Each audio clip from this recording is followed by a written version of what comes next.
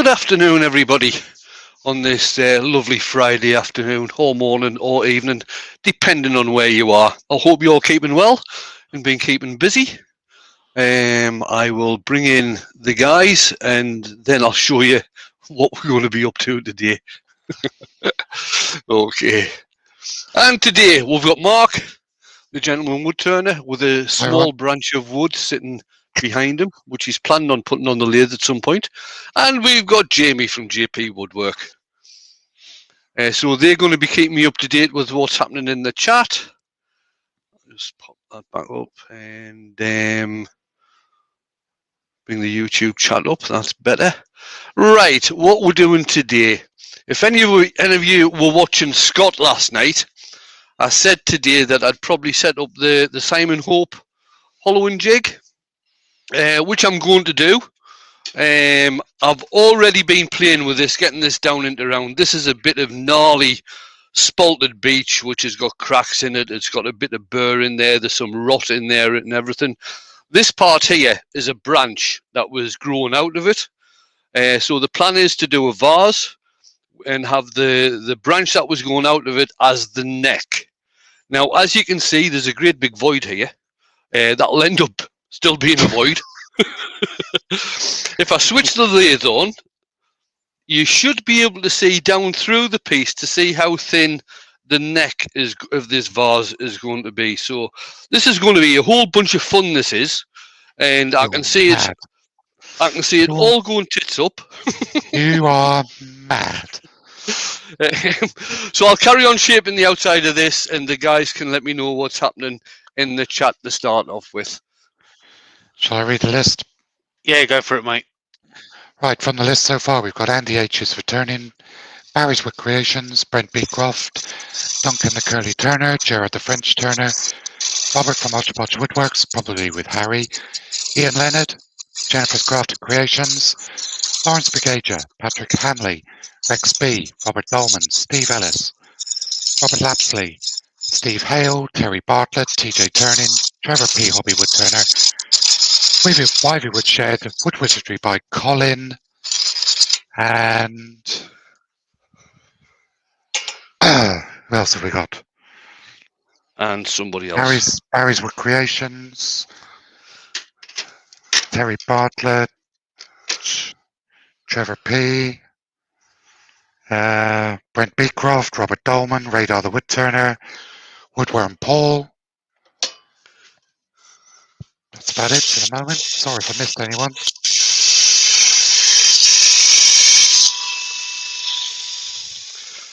The wrong jig in there again. Sorry about that. Welcome along, everybody. Do you want to plug the link at the top of the chat, Mark? Oh yeah, the link at the top of the chat, everybody, is for SK Craft's Battle of the Makers quiz tonight, 7:45 on SK's channel. We've got Wayne and Huey as one team, Joe from Yorkshire Grit and Brian from Hardwood Turning as the other team, myself as a moderator, and Steve as the host. Should be a bit of fun, bit of laugh. He's not going to answer any questions. He's just got a stock I don't know answer for everything tonight. So there'll be loads of questions for the chat. You can go and see Wayne and Huey get their posteriors handed to them. Yes.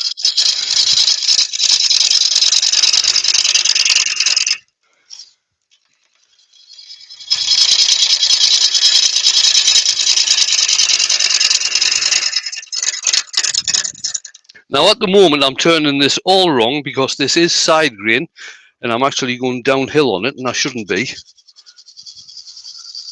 But hey ho. Hey ho.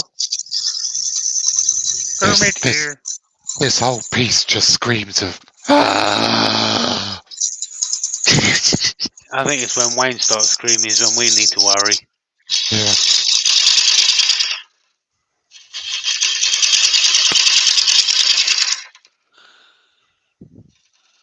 I've actually realised why speed isn't your friend in Wayne's workshop as well. Because his leg would be in his garden. Rexby's asking, how will you handle the rotted section of the vase if it can't be turned away? Carefully. Yeah, very carefully. Now, this is the main area of rot here, and I should be able to show you by actually just picking lumps out of it. So some of this, depending on how thin or thick I do the wall, I mean, that's just coming away. It's just totally rotted. Manuel Hernandez has joined. Hola, Good Manuel. afternoon. Hiya. So hang on a minute, Wayne. So you're holding the bit of the wood on the chuck by the rot. Yeah, there's the majority. I mean, 3/4 of what's being held in the chuck is good wood, and there's only a little bit of rot that's actually within the chuck. It is very, very secure at the moment. Rather you than me, mate. Rather you than me. At Ruby the moment. Claire's in. Hi, Dale's Ruby. in. Hiya, Ruby. Hi, Dale. Hello, Dale. I thought I didn't send Dale a link because I thought it'd be starting to get on the road. On the road again.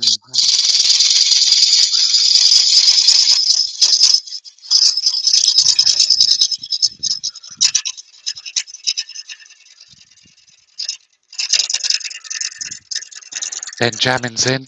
Hi, Ben. Ben.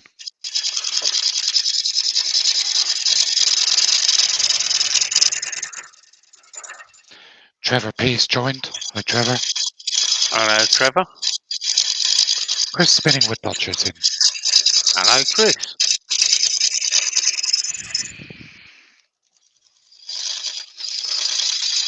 Right, you can do a few now. Don't forget, people, if you've got any questions for Wayne, prefix it with All Hail the Wood Jedi. That seems to be the standard way of doing things around here. Charlie Taylor's in the house.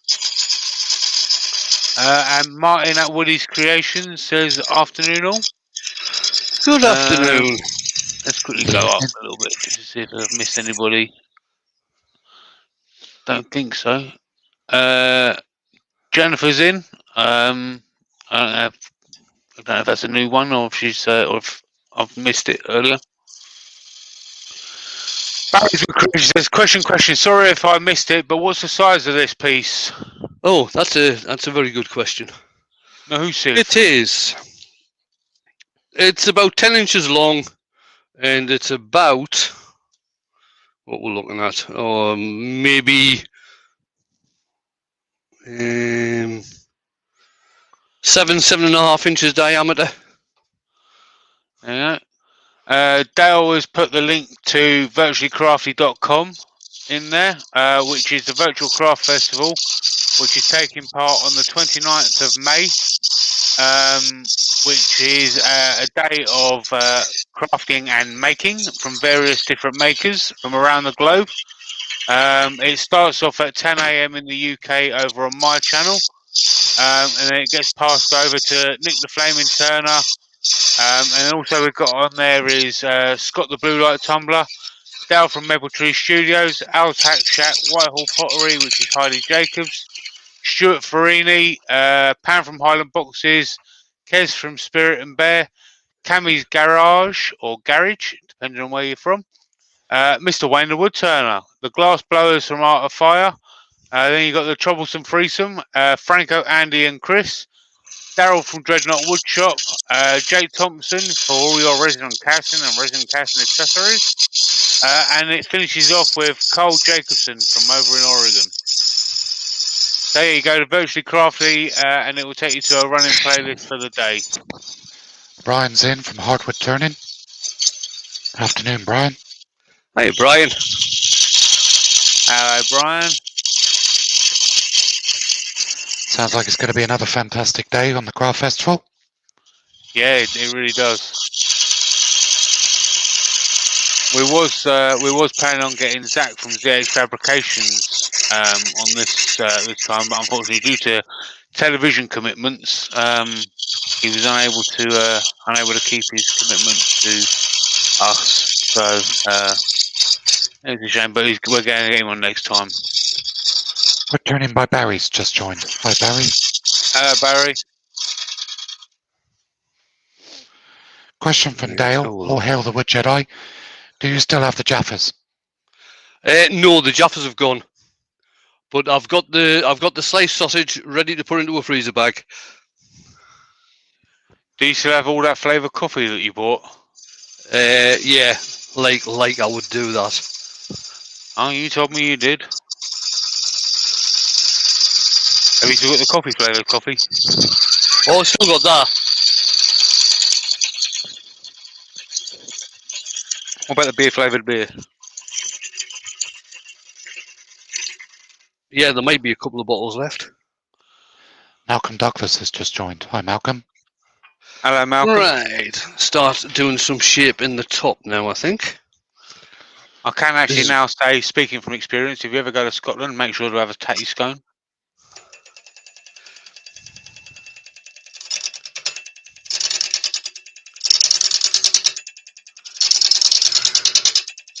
Hodgepodge says he's probably got sawdust flavoured coffee as well. Let it be known that whilst we was in the green room, Mark agreed to sing "I'm a Little Teapot" if someone super chats £10. No, I didn't. No, I didn't. Mainly because I can't remember the words.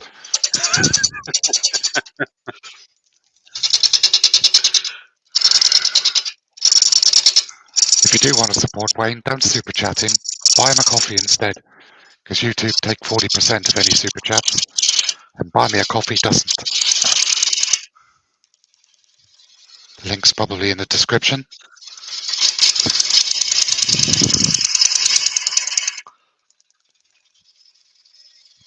Just to give Dale just super chatted £10. And he says teapot, teapot, teapot. Oh dear, what a shame. So just to give everybody a bit of context, if anybody ever visits Wayne's workshop, make sure you brush the walls down before you put graffiti on there. I left a little bit of graffiti on his walls, and it turns out I was just writing on dust. Yeah, because I tried to wipe the dust off it to highlight it just now, and I wiped it all off. XP's asked, oh hail the wood Jedi. Is there a type of barrel or wood you have not turned but have always wanted to for the earworms too? I think you said Buckeye Burl, wasn't it? Buckeye Burl, yeah. Buckeye Burl is one of the ones that I'm really wanting to have a go at. I've got someone sending me a few pieces, Wayne. I'll have to send you some. Julian Martinez is sending me a few pieces over. Rex, I've still got that box of wood here that you sent for all the guys. It's just a case of getting it to them.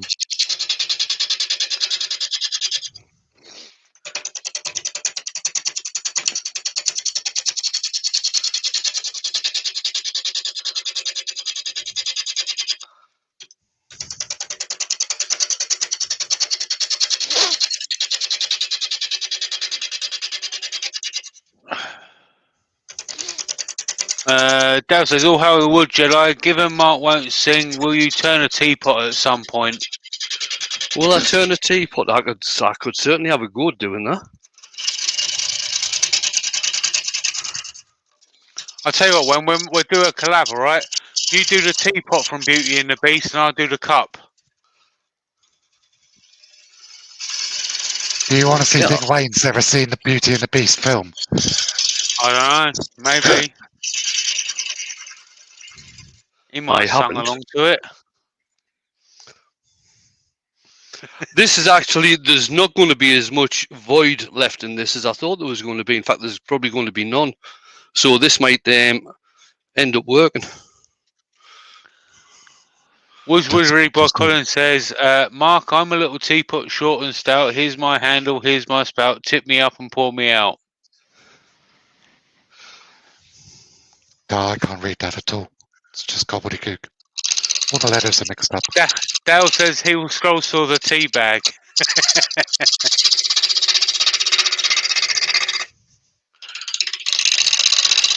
Woodworm Paul says he got a nice delivery of sweet chestnut last night for free. Nice. Nice. I don't know if normal chestnut would be the same as sweet chestnut, but chestnut's nice to turn.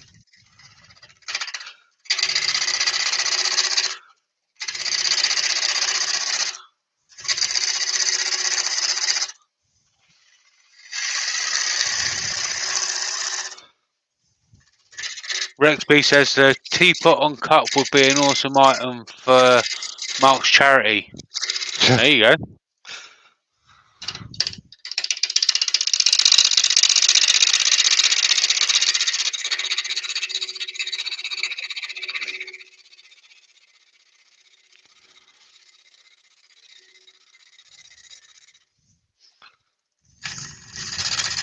That's a good call. Yep. Gotta figure out what I'm going to wear for next year's.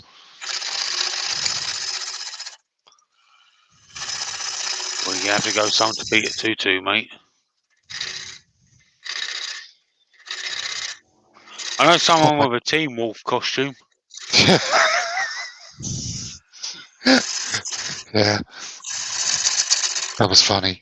That was funny. I like the whoopee cushion as well. I'm secretly hoping that Huey wears the whoopee cushion tonight. Apparently it's really hot in that thing.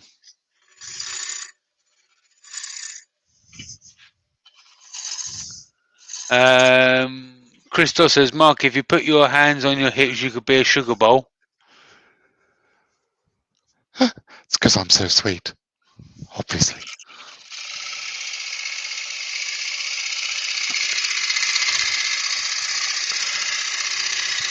Radar says, that's to go back to work. See you all later. Looking good. Take it easy, Radar.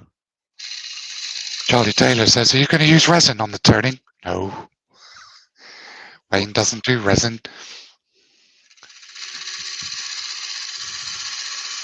Wayne can turn this massive resin chunk that I got from Matt if he likes, because it's scaring the hell out of me thinking about it. I have got a piece of resin to turn, which I got from GPS agencies. Oh yeah, James the polyester ivory. Yeah. James Ricks is asking, has Mark got revenge on Wayne yet after his live earlier this week? Well, see, I've discovered it wasn't actually Wayne that was making the chicken noises. I know who it is, and he will get his payback. So Wayne's in the clear today. No, that wasn't me. No, I thought it was, but I found out who it was.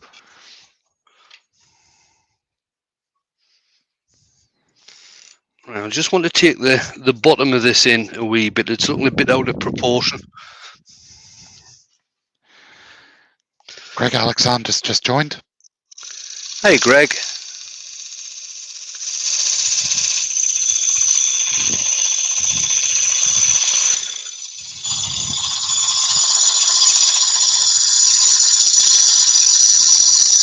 Yeah, well, you weren't even watching, so how do you know I was a chicken?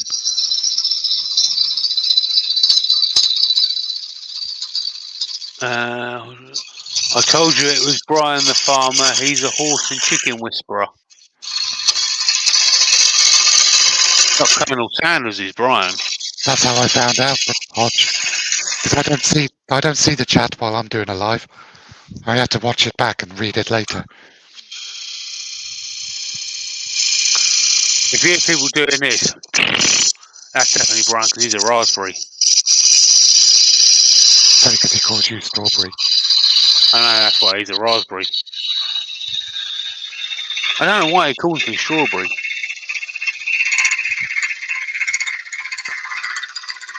I'm not red and I'm not sweet.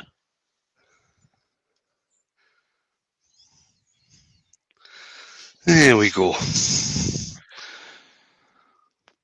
Baz from Real Simple Things is in. Hi, Baz. Hello, Barry. Hey, Baz.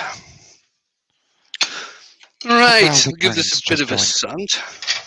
Copper Owl Wood Turnings here. Hi, Rob.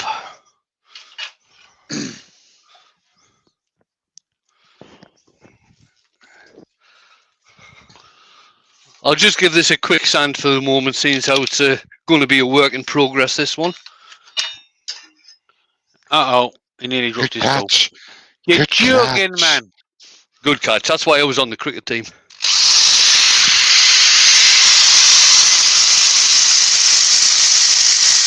I got to use drilly when I was there.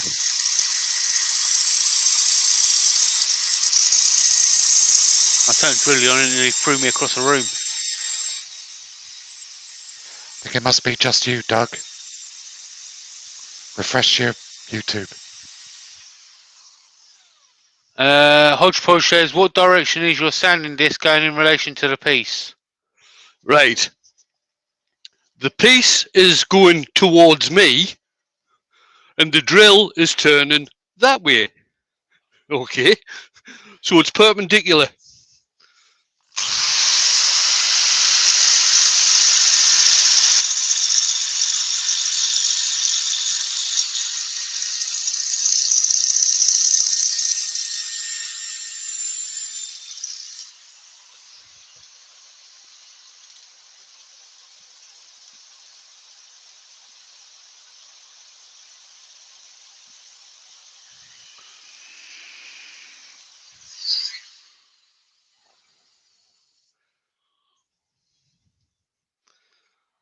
That'll do for now.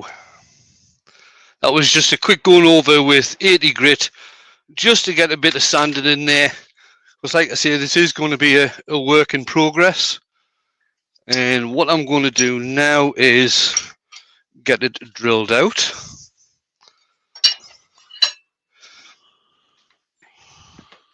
Move that over there. How long is that Forstner bit, man? How long is the Forstner bit? The Forstner bit is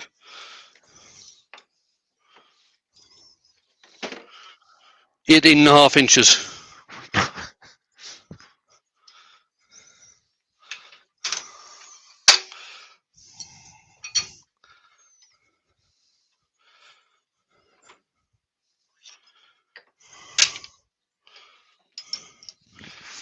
Doug's back. He says he can see now.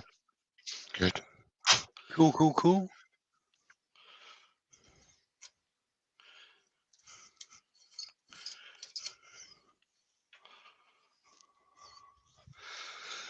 Turn the speed down.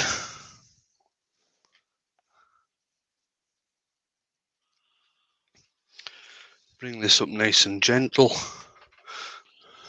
Jennifer says, oh, how the wood Jedi. Wayne, where did you get your silicon oil from, please? Amazon. All I did was just type in silicon oil.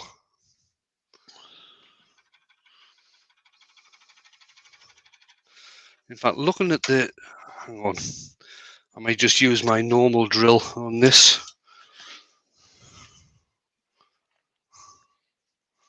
Yeah. I should have more than enough on that.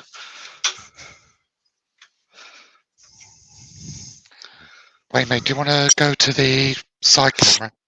Yeah.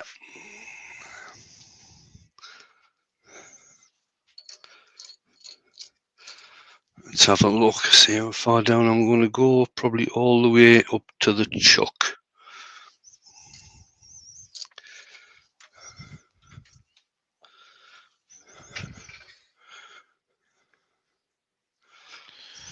So when you say turn the speed all the way down, what kind of speed are you running this? At the moment, I'm going at around about 400. Okay.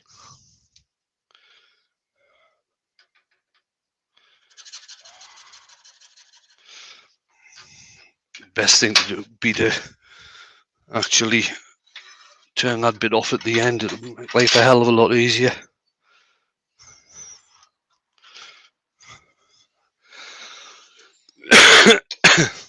Go in 24 minutes, Wayne.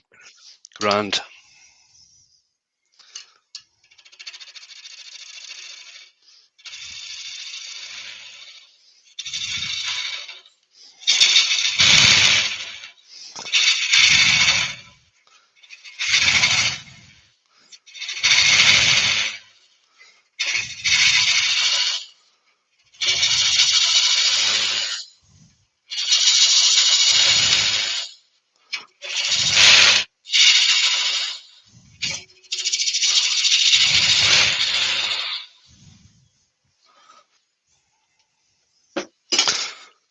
It's a really nice shape, that is.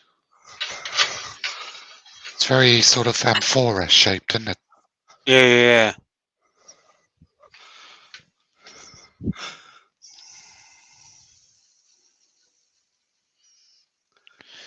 The neck on that, Wayne, is a bit thicker than I actually thought it was going to be. Yeah, same here, but I'm just going to go with it.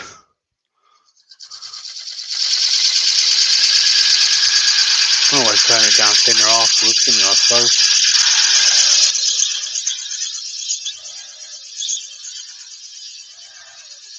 Gerard says, like a Greek one. Yeah. Yeah, it's like a Greek urn. What's a Greek urn?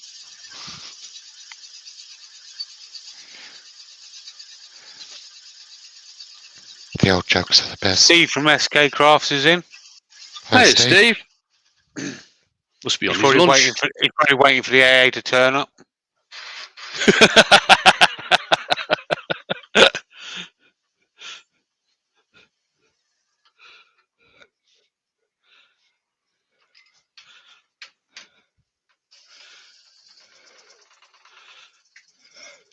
Get those brake pads changed yet, Steve?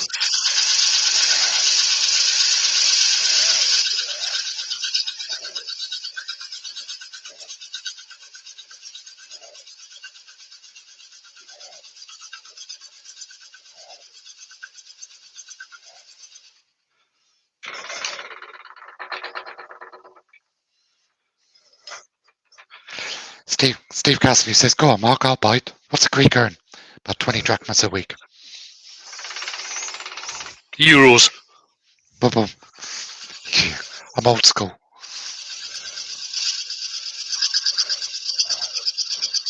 I actually saw a sticker when I was in Scotland on a Land Rover, and it said "built by Land Rover, improved by me."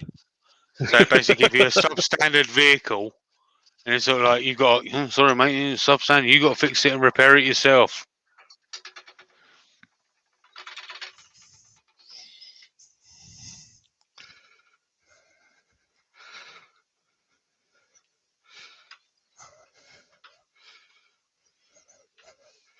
All the welds are substandard. You got to do the better ones yourself. Yeah. Yeah. Now the same thing is starting to happen to this chuck as what happened to Mike Walt the other week. It's coming apart from the mandrel. Yeah.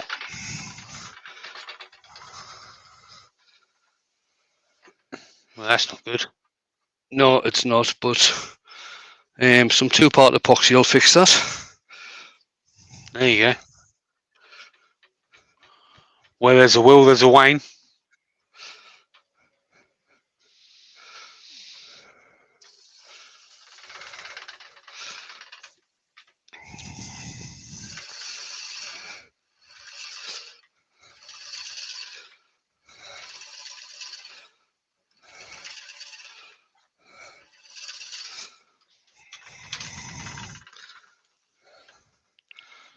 And this is what you should do. You should clean out the shavings a lot sooner than what I was doing.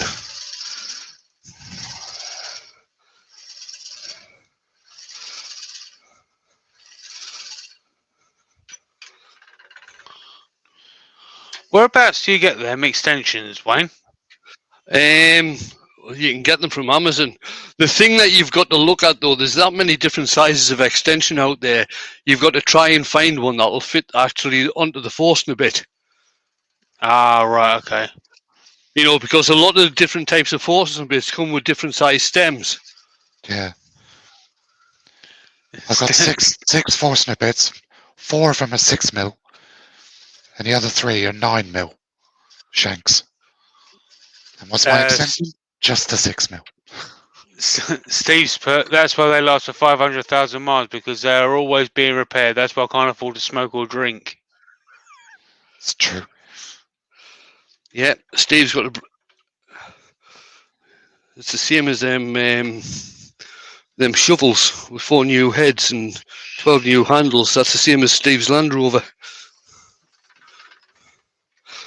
It's had 4 new bodies. 6 new engines.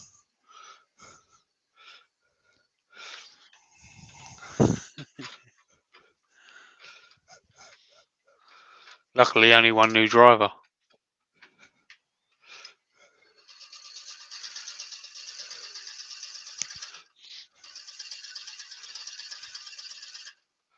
Ian and the shed is in.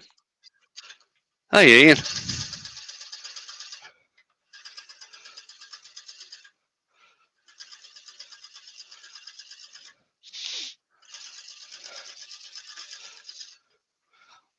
That'll do, I think. This is where the fun begins. Yep.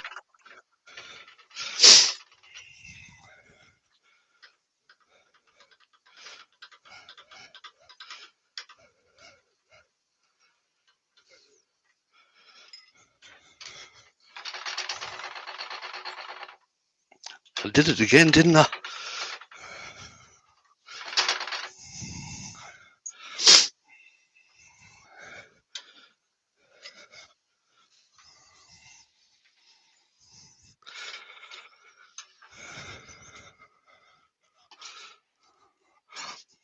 That was my mistake again for drilling too far.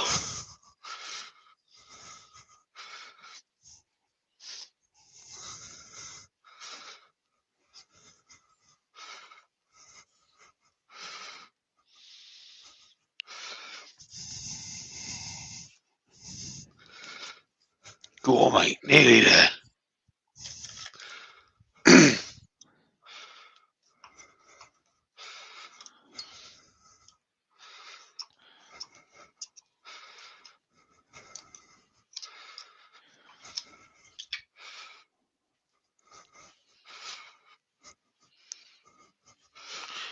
Remember on the podcast, Woodbar Wright said there was drill bits that they used to use and he's put in by hand.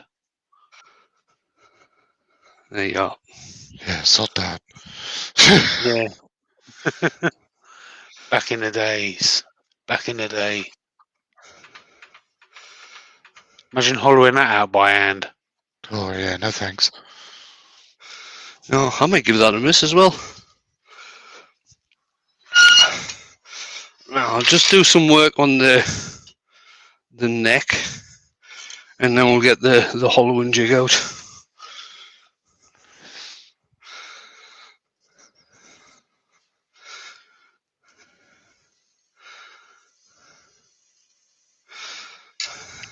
Gerard said, lock the chuck and use drilly in reverse.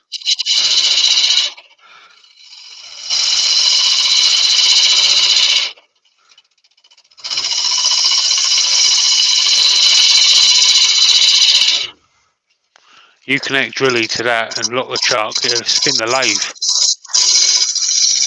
Watchman said had a similar issue happened to him on his last piece, but the whole bit came out of the tailstock. Quick fix though, edited it out. Yep. Good call. Good call. Yeah, that works.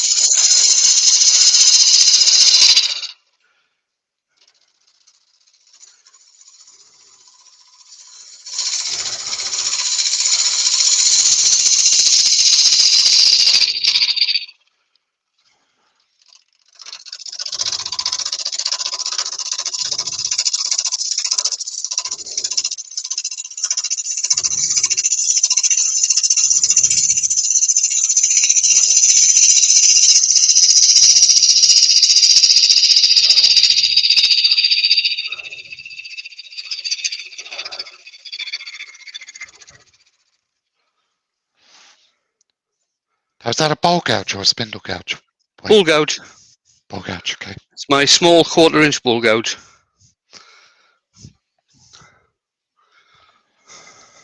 Ian in the shed's asking, is anybody planning on going to the Taylor's Murfield coffee morning on the 17th July? Nope. Yeah.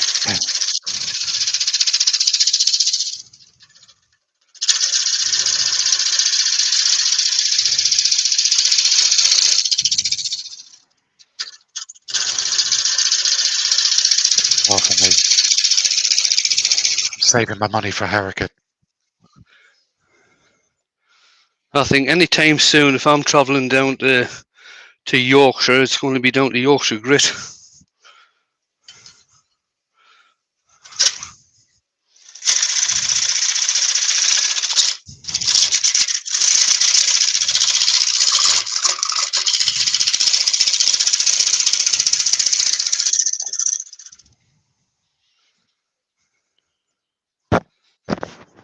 There we go. All this bit here is all paper thin and will come out.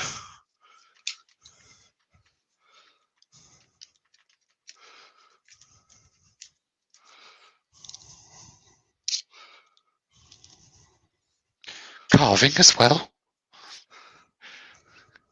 We've got turning, carving, drilling, hollowing.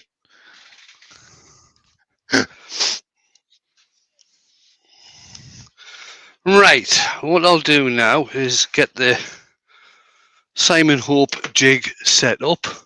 Let's see if this camera works or not.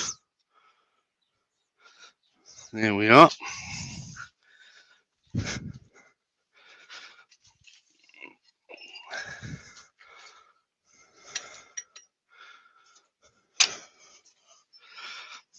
Might take me a few minutes to get this sorted, so bear with me.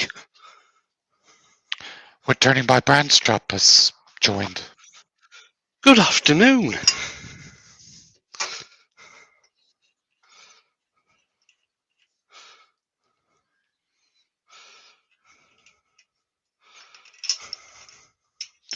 Sid's Repurposing has joined. Hi, Sid.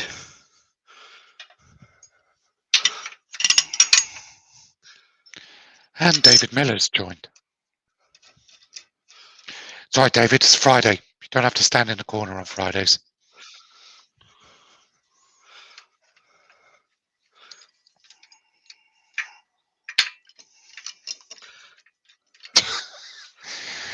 Benjamin says, oh, I'm sorry, but it's ridiculous that Wayne has done all this already in only 36 minutes. It really makes me angry.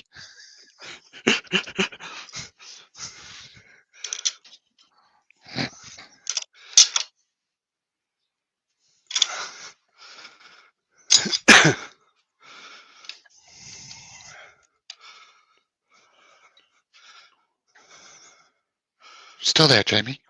Yes, mate. Yeah, yeah. I'm just quickly looking at the craft festival stuff. Right, so this is an articulated arm, which I think you can actually see there moves very easily. Laser's working. And what I do now is take my Simon Hope hollowing tool, and that slots into the end here.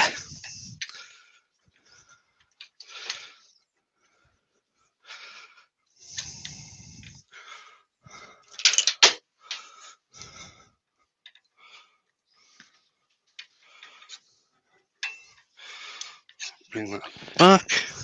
David Miller says he'll miss Wayne's live on Monday. He's getting his first COVID jab Monday lunchtime. Nice. Excellent. Good one.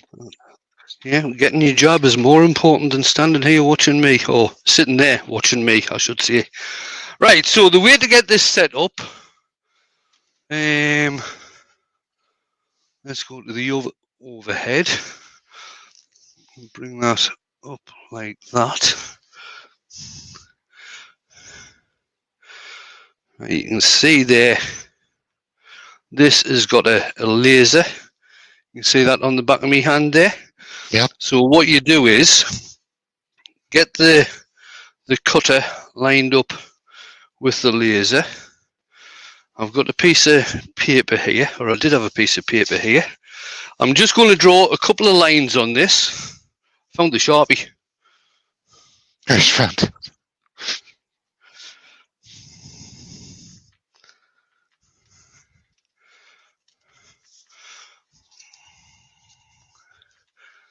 Right, so what I'm doing, I'm just drawing a couple of lines, and this is about the thickness I want the wall on this. I'm not doing it exceptionally thin. at the moment. And what you do is you line up the cutter on one side and the laser on the other side, which that is lined up just nicely. I'm going to turn the cutter so it's at an angle of maybe about 20-30 degrees, something like that. Get that tightened up.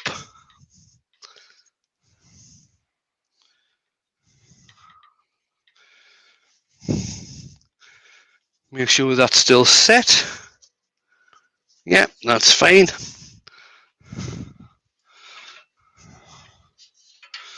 And what you have is, you have it so the cutter is on center height.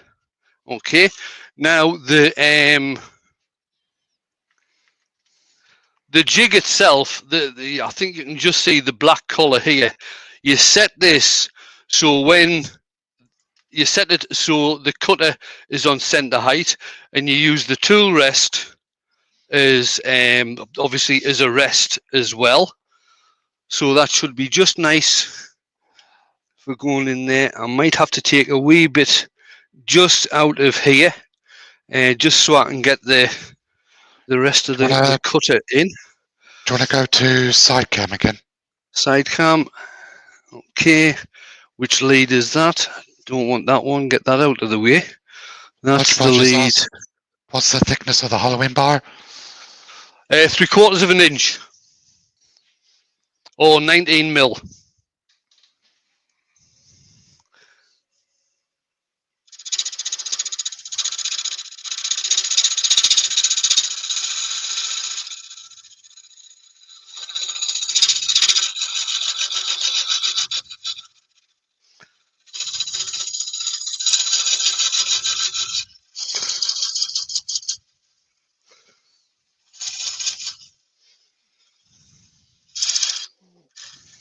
And the way this works, if I just pop it back onto the overhead for a second, I think you can just see the laser tip there. Yep. And when you're actually cutting, once that laser tip disappears off the side, you've got the wall thickness.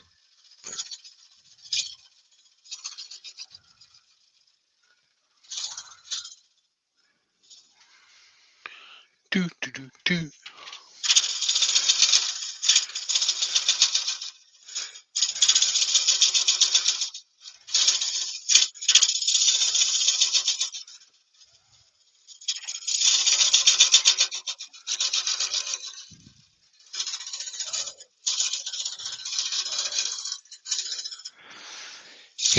Ian in the shed's asking, is this the Simon Hope jig?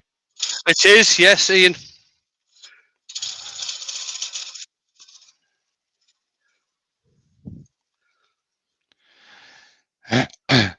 And Benjamin's asking, Wayne, do you find that you're seeing the little red dot for the next few days? No.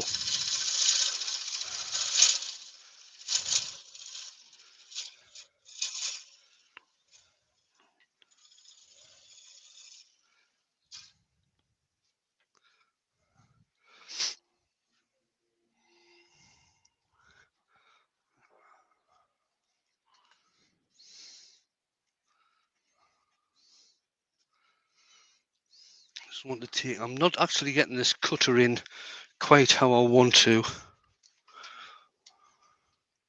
move that to one side, get the tail rest out of the way. That's better. Chris from Bailey Woodworks has joined. Hey, Chris. Gerard the French Turner's just asking, just out of interest, how much does this hollowing jig cost? About £350.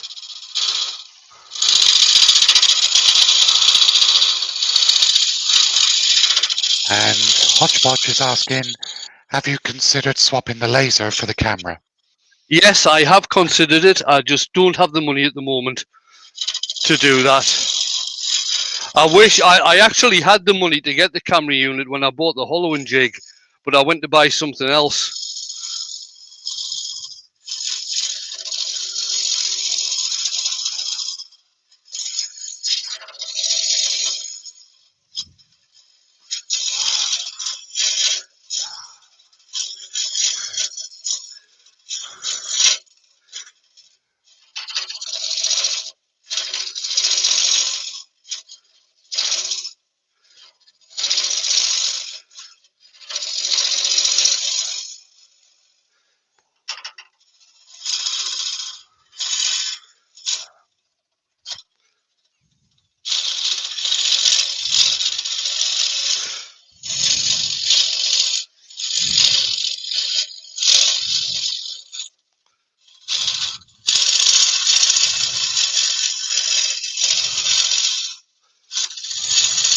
For much purposes, I think you could just fix a webcam to the arm. That would work. Yes, I could. I'd probably get one of the what's it called, endoscopy cam.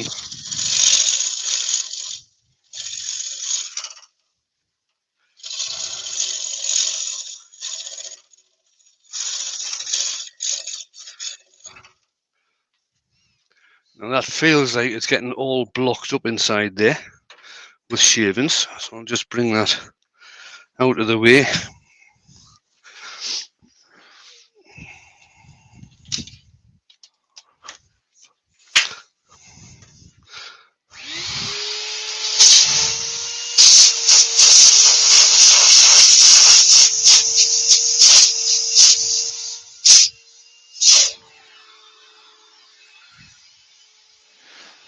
Benjamin's saying you can buy adapters, 10 and 13 mil collets, so you can use it on smaller pieces with the smaller hollowing tools. Yes, you can, and I've got both of those. The 16 mil and the 13 mil adapters, I've got both of those. So the majority of the hollowing tools that I've got, that I was showing you on Monday, can actually be used on this jig.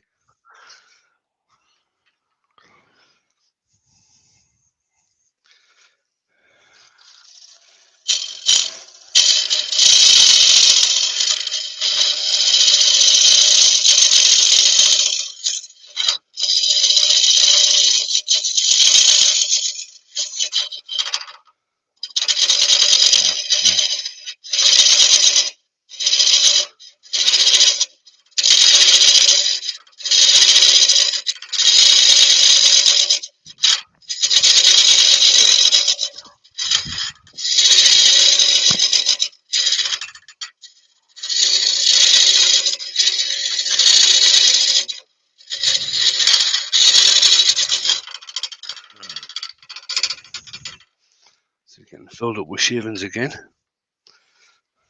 That's the only thing about doing hollow forms. So you have to keep on cleaning out the shavings.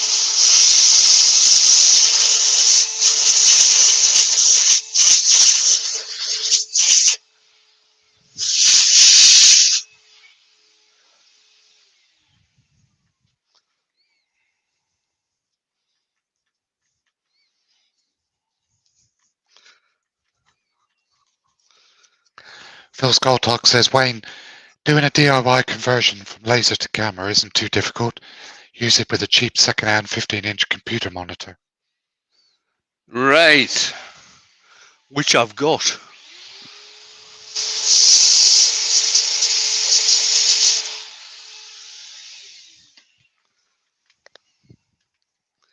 Still loads of shavings in there.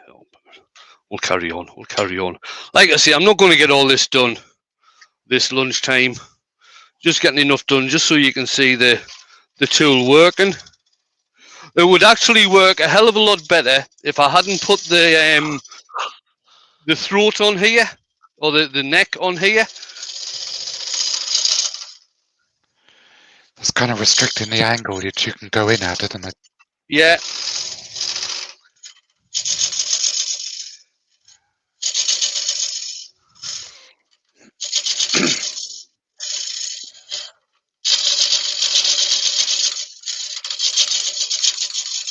What sort of wall thickness you looking at there, Wayne? Sorry, say again, Jamie? What sort of wall thickness you kind of looking at? It's around about 6 mil.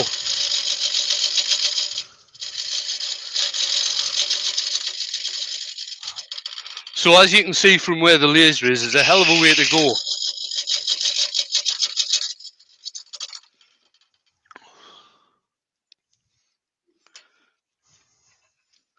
It's getting it done though, isn't it?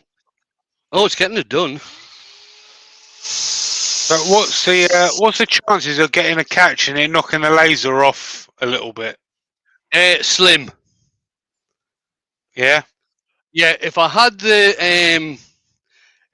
cutter sort of straight up, so the cutter was straight across, it's a much more aggressive cut. But since I've put it at an angle, the cut isn't as aggressive. Yeah, like a negative rake.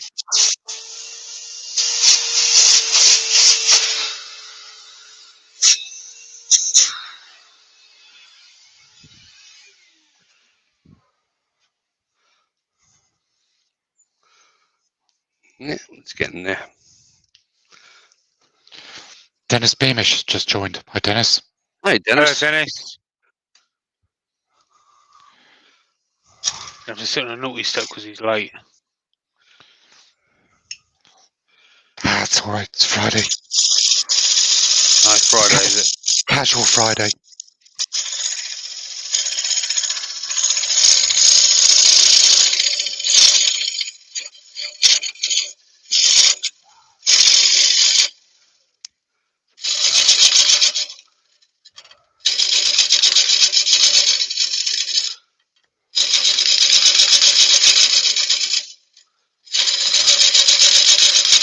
Bill Skulltalk saying, Wayne, if you could message him if you want to know more about the camera conversion.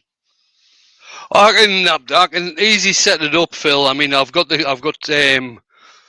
about 3 spare cameras here. I've got 2 monitors, I think, that I can use. But thanks very much for the offer.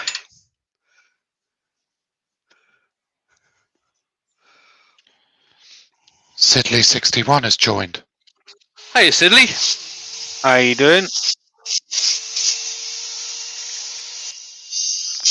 Lionel from the Talia de Leo's joined as well.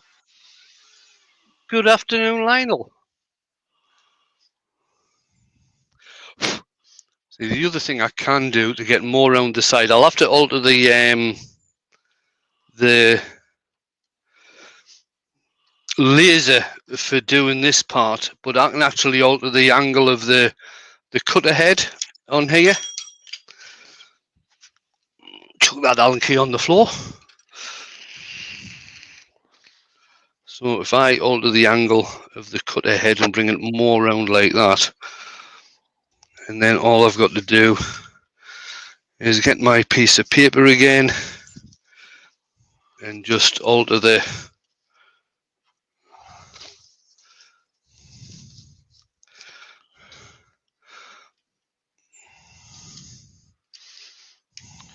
$53, Wayne.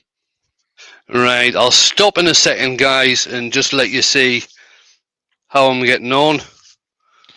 Die proud, Sin. Die. And I'll carry on. I'll carry on with the rest of this probably this afternoon sometime. But I'll just brought the cut around just so I can get more around the inside here.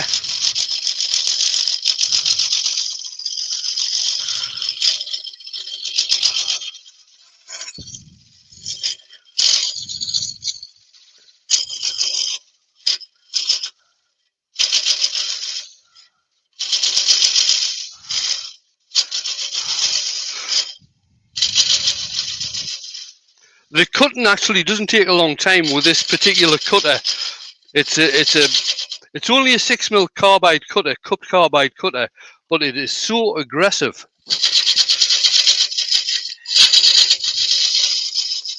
Isn't it just?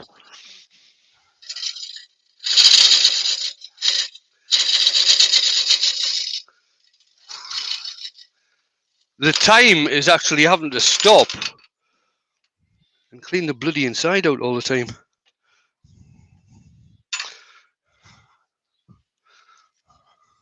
Right, I'll stop there. I'll just give it a quick hoover out.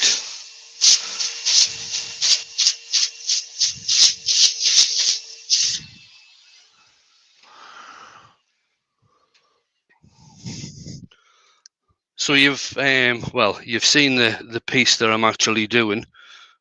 I've shown you the Donna's here from Love Angel. Hi, Donna. Hey, Donna. I've shown you the Simon Hope hollowing jig. That was the whole point of today's live, was to actually show you that. Because I said that I was going to do that on Scott's Live last night. Mark Stroughton's just popped in. Hiya, Mark. Right, I think that zoom overhead. Oh no. So there we are. That's the piece. It's got a quite amount of spalting on there. It's got a bit of burr around here. I know that's bleached out a wee bit. I don't know if I can actually alter the. Lovely Bear with me a second. I don't want that.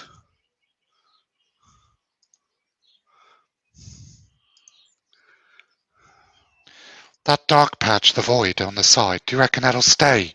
Or will that go? No, some of it's going to go, I think, Mark. Brightness. Cut the brightness down a bit. Jay's cabin's in. Hi, Jay.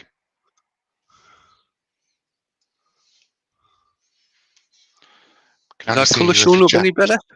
Yeah, that's better. Nice. Right, so there we go. Phil's asking how big's the hole at the end that you're hollowing through? That's a good question, Phil. Let's have a look. See if I can measure it. It is 1.5 inches. So that's what I'm hollowing through. Now, I've got to be very careful because it's actually got a crack there. So I'll not be doing very much more to that. Oh, So you're it's a piece joking. of... No, I'm not jerking, man. It's a piece of spalted cherry with a bit of burr in.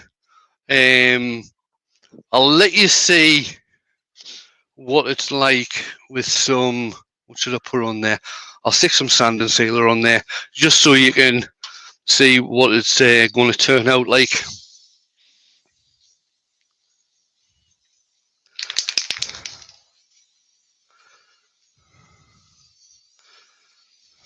Oh, that's nice. Yeah. Well, that just pops, doesn't it? Now this piece of wood I got from the guy who started to supply me with some woods. He does firewood, so this was due to go on the firewood pile. Once I've got it a bit more hollowed out, I'll thin down the base here, so it's so it blends in more. That base is still looking a bit on the chunky side for me, and I'll try and get some photographs up later on this afternoon. Ben's asking Makes you a wonder. question. Sorry. Go on, mate. Go on and ask a question first. Ben's asking, he said, would you leave the widest point thicker or have it even all the way down? I think with that opening, I'd think you'd struggle to get it even, wouldn't you? How The do you widest- mean? Are you talking about wall thickness? Yeah, you know, the widest part Uh-huh. of the whole piece, would you have it Yeah. an even wall thickness all the way round? Or Oh, would you yes. leave that waist a bit thicker? No, it would be, I'm going to be looking, seeing as how I've got the laser on here, I'm going to be looking for an even wall thickness throughout. Correct. See, probably what I will do is change over the cutter. Once I've got it hollowed out just about where I want it, I'll change over the cutter to the round high-speed steel cutter to take out all the ridges. Yeah. And then that way I should get an even wall thickness throughout. Yeah. Right, I'll bring you guys back in. There you go. Brilliant. So something a bit different today, just to let you see the hollowing jig. I mean, I've had this for, when did I get this? I got this at Harrogate in 2018, I think it was. And Joe Senior was quite surprised because I arrived at Harrogate with a suitcase on wheels for carrying stuff about. Oh, good tip. Yeah, that's how much I was buying that year. I did have some cash at that point, so I went a bit mental. So I needed a suitcase on wheels for carting it all about. You mean you went mental only that year? Only that year, yeah, only that year.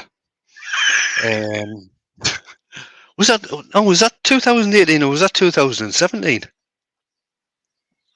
That must have been 2017 because 2018 I was working on the Yorkshire Grit stand on the Friday when I was down. Then 2019 I was on the Yorkshire Grit stand for the whole 3 days. What would you say, Wayne, right, out of your entire wood turning, let's just say career, has been your best wood turning purchase? See, there's a few, Jamie. I mean, obviously the VB. That was, to me, that was a game changer. Yes, I can do decent sized stuff on this. I hadn't built bowl turning lathe before I got the VB, which was good and relatively cheap. That was one that only cost us about 450 quid. That did. That was good, but the VB was a game changer. As an all-round lathe, I mean, if you for an all-round lathe, get something with a decent sized motor, at least 2 horsepower, a decent size over the bed to center height. This one that I use is a 16-inch swing over the bed. I've got the extension on here so I can do the likes of table legs and things like this. Go for a decent sized lathe as much as you can afford.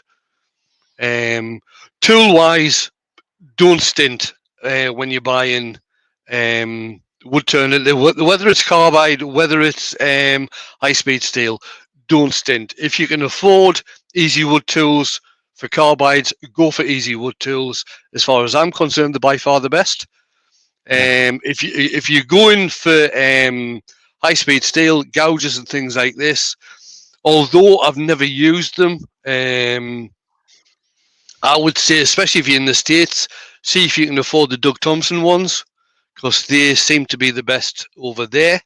If you're over here, you've got a whole range. You've got Hamlet, you've got Sorby, which other ones? Crown Cryo, which are really good, and it's the Crown Cryo that Simon puts into his handles and everything. There you go. It's like anything. Spend as much as you can afford to spend, but try not to get loads and loads and loads of stuff just because it's cheap. Good tools don't improve you as a turner, but they do make it easier, I think. It makes it, as far as I'm concerned, it makes it a better learning experience. Yeah. So we're actually kind of talking about a similar subject on the podcast this Sunday. It's called All the Gear, No Idea. Yeah, that's me.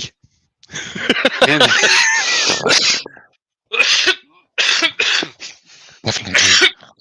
Very similar sort of subject, going down that kind of route. Yeah. Don't get me wrong. People have got because they can't afford it. They've got cheapest chips lathes, which don't seem cheap as chips when you're actually buying them, and they turn some really, really nice stuff on them. They really do. Yeah. I mean, what I started off with a bench-mounted Arundel J14. Then I moved on to a record power, the 24. What's that called again? DML 24. With the twin bed bars. Then I moved on to one of the Axminster ones with there was the M900, I think it was, with the raised drive. Then I got this, and I've had this. I had the Poolwood 2840. I had that for about 25 years. Then sold that and a couple of the other ones, and got this, the Axminster, which is the 406 now. Then I had a chance to get the VB, and I just couldn't give that chance up. Yeah, I can understand that.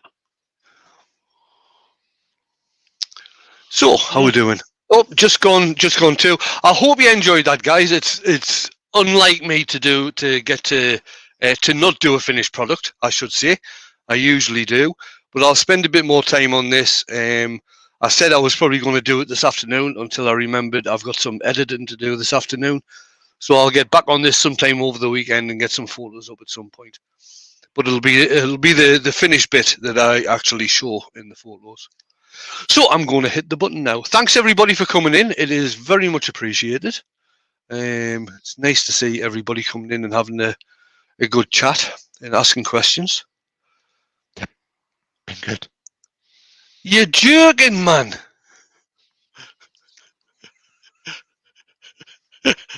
Right,